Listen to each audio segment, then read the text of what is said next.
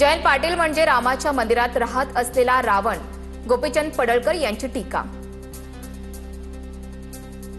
जयंत पाटलांचा जो वर पावडर लावलेला चेहरा आहे तो पावडर सगळी काढल्याच्या नंतर नेमकं काय आहे आतमध्ये, कारण रामाच्या मंदिरामध्ये हा रावण राहतोय हे लोकांच्या आता लक्षात आणून द्यायचं आहे।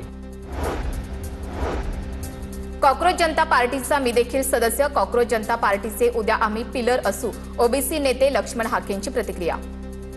जनता पार्टीचा मीही सदस्य आहे आज, कारण मीही अस्वस्थ, माझा ओबीसी तरुण अस्वस्थ आहे, माझ्या भटक्या विमुक्त जाती जमातीतली लोक अस्वस्थ। उद्या आम्ही कॉक्रोच जनता पार्टीचे आम्ही पिलर असू।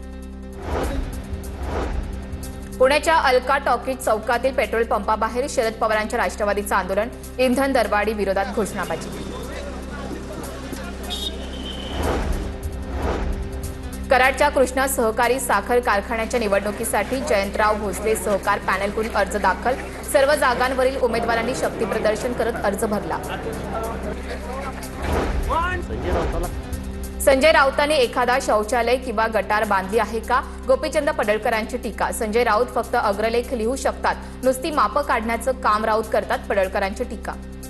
संजय राऊताला काम नाही, त्यानं कधी काय गटार बांधलंय, एखादं संडास बांधलंय, तो आता 10-20 वर्ष झालं खासदार आहे, तुम्ही फोटो कधी मला दाखवा ना एखादं हे विकासाचं काम संजय राऊताच्या फंडातनं केलंय।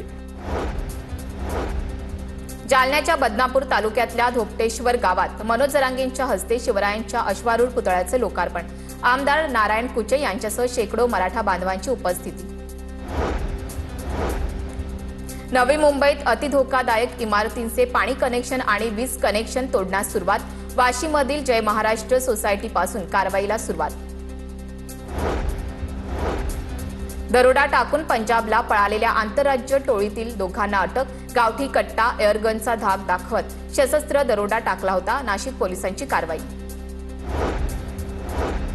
मुंबई नाशिक महामार्गावर जुन्या कसारा घाटात ट्रक पलटला, टोप बारवजवळ चालकाचं नियंत्रण सुटल्यानं अपघात, सुदैवानं जीवितहानी नाही।